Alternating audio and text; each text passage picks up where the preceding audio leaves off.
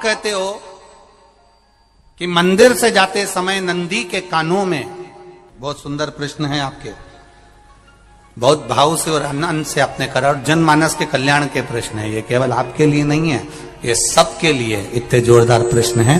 जो गलती भी करते होंगे तो इसको सुधार सकते।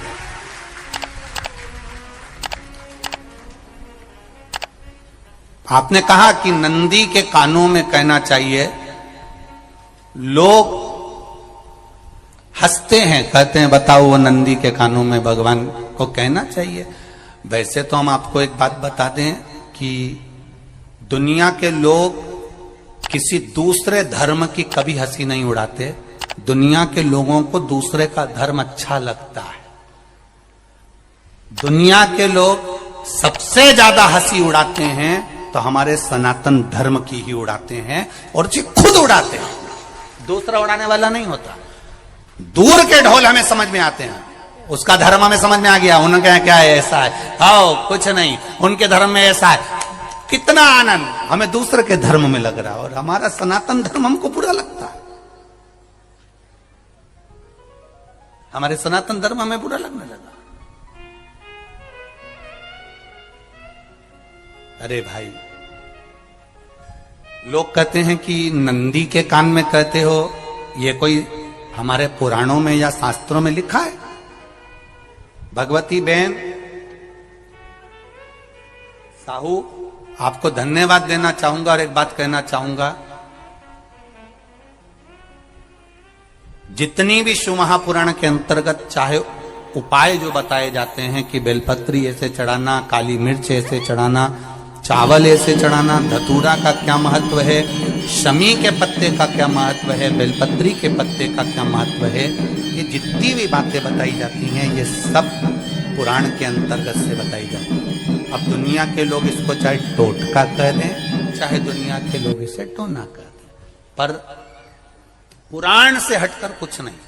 और आप लोगों को अगर बोला है कि नंदी के कान में कहकर भगवान शंकर के मन में बात पहुंचे, तो ये क्यों कहा, तो ये भी हमारी शिव महापुराण में लिखा है, जलंधर के चरित्र में। कोई आपसे कहे कि नंदी के कान में बोलने से क्या होता है, ये जलंधर का चरित्र कह रहा है। मां पार्वती जी का हस्त कमल पकड़कर जलंधर लेकर जाने लगा।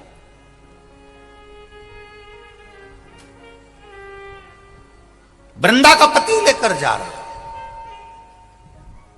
वृंदा तो भगवान की भक्ति में लीन रहती थी, उसको तो जलंधर को सबसे ज्यादा तकलीफ थी नारायण से, पर शिव के पास आ गया, क्योंकि ईर्षा प्रवृत्ति, अभी कथा में कहा, कोई कोई ऐसा होता है जिसको तुमसे बेर नहीं होता तो भी अंदर से ईर्षा जाग जाती है। कोई कोई ऐसा होगा जिसको अंदर से ईर्षा जागती है,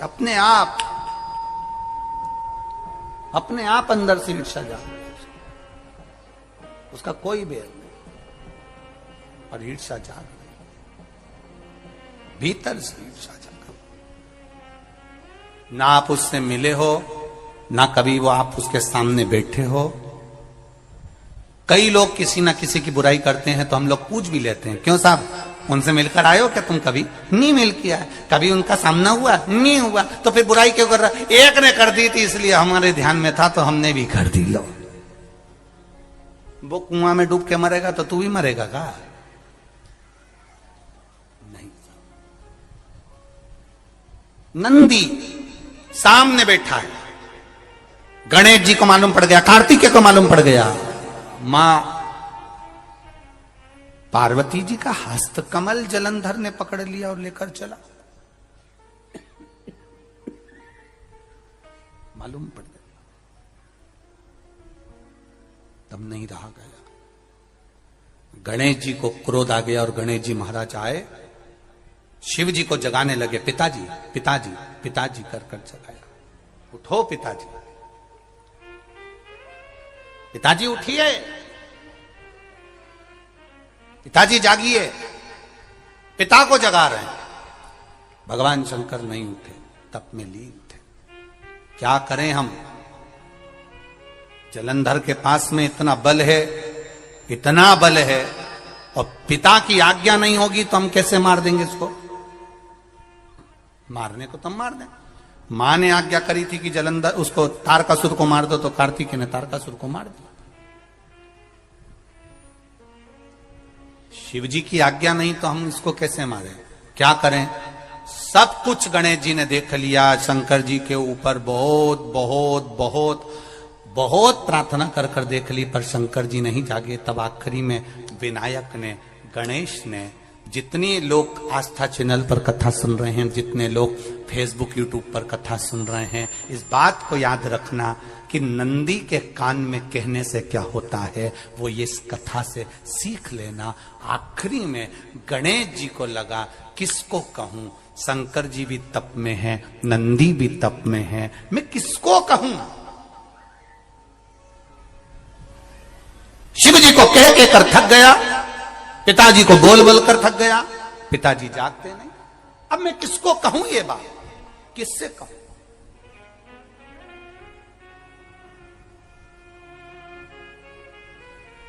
विनायक गए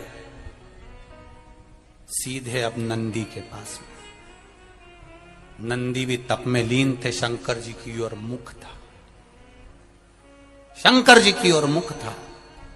गए और जाकर तुरंत विनायक ने नंदी के कानों में जाकर कहा, नंदीश्वर, मैया का हाथ पकड़कर जलंधर लेकर जा रहा है, पिताजी तप में लीन है, कृपा करिए ना।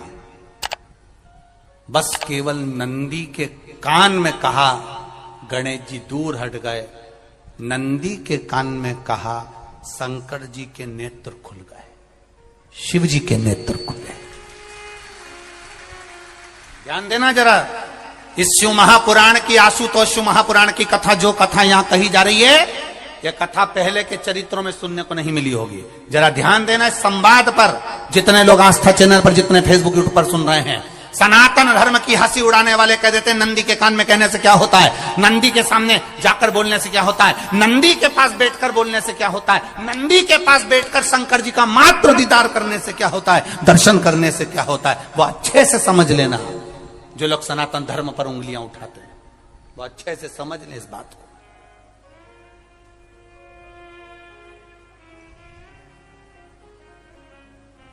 क्या होता है? नंदी तप में लीन, शिवजी तप में लीन, शिव नहीं उठ रहे। विनायक ने नंदी के कानों में जाकर कह दिया, नंदी के कान में जाकर कहा, नंदी के नेत्र नहीं खुले। नेत्र किसके खुले? जम के बोलो, महादेव के खुले, शिव जी के खुले। ये मन का तार। नंदी शंकर की आराधना कर रहे थे, शिव अपनी भक्ति में डूबे थे। यहां कहा, यहां पहुंचा, जो दिल में था उस तक बात पहुंच गई। नंदी के दिल में शिव थे, तुम कहे, नंदी ने शंकर तक बात पहुंचा दी। वो सूत्र जो बंधा था दिल से दिल तक का, वो पहुंच गया। वो सूत्र जो दिल से दिल तक बंधा हुआ था, मन से बंधा हुआ था, खबर वहां तक पहुंच गई, खबर पहुंच गई। उसको जानो, लुटाइए, ये मौका मिला है आनंद का, दिल से प्रेम लुटाओ। नंदी से कहा, नंदी ने देवादिदेव महादेव से नहीं कहा। केवल नंदी आंख बंद कर कर बैठे थे, कहते से ही भगवान गणेश के शब्द शिव जी तक पहुंच गए। शिव जी के नेत्र खुल गए और उन्होंने जलंधर के पास पहुंचकर पार्वती जी का हस्त कमल छुड़वाया। जरा विचार करिएगा, आप नंदी से कहते हो मेरे महादेव तक बात पहुंच जाती है। आपको केवल नंदी से प्रेम से कहना है, नंदीश्वर मेरे बाबा, ए मेरे बाबा, आप रोज शिव जी को लेकर भ्रमण पर निकलते हो, मुझे बहुत दुख है, आप मेरे दुख को मिटाने के लिए मेरे दरवाजे पर क्यों नहीं आते? नंदीश्वर से कहा, शिव जी तक बात पहुंच जाएगी, शंकर के नेत्र आपके लिए खुल जाएंगे और महादेव आपके यहां खड़ा मिलेगा। मेरा महादेव आपके पास में खड़ा मिलेगा। आशुतोष शिव महापुराण की कथा कहती है, लोग कहते हैं नंदी को कहने से क्या होता है, ये शिव तत्व की कथा आशुतोष शिव महापुराण कह रही है। कहा वहां तक पहुंचा, दिल से दिल का कंठ। जो भगवान नंदी के कानों में कुछ कहकर आते हैं, बोले हो कभी? सीधे बोल देते हो क्या जाकर? नंदी के कानों में कहने का भी एक तरीका है। आप लोगों को मालूम होगा वो तरीका? नहीं मालूम? बेलपत्री की जो डंडी रहती है ना, बीच का जो भाग है, ध्यान दिए ना जरा सा, ये बीच की जो डंडी है, फिर से देखिए, बेलपत्री के 2 पत्ते और उसके पास में जो बीच की जो डंडी का भाग है, दिख रहा है आप लोगों को? ये 2 डंडी, ये बीच की 2 पत्ती और उसके बीच में जो 2 डंडी का भाग होता है। जब हम देवाधिदेव महादेव से कोई बात कहने वाले होते हैं ना कि बाबा बहुत दुखी हूं, बाबा बहुत तकलीफ चल रही है, बाबा मैंने एक कंपटीशन एग्जाम में परीक्षा दी है, बाबा मेरे जीवन में ये तकलीफ हो रही है, बाबा, तब इस बेलपत्री की जो ये डंडी होती है, इस उंगली से, इस अंगुष्ठ से इस डंडी को पकड़ा जाता है और बाबा के कर्ण में कहने से पहले ये हाथ को नंदी के ऊपर रखकर फिर हम बाबा के नंदी के कानों में कहते हैं और चलते समय इस बेलपत्र को अशोक सुंदरी की जगह पर चढ़ाकर वापिस सजाते हैं। देव अधिदेव महादेव को पार्वती की बात मानना ही पड़ती है और वो कहना ही पड़ता है। ये बेलपत्र की महत्व है। ये जितना फल एक बेलपत्र की पत्ती में, उतना की उतना फल।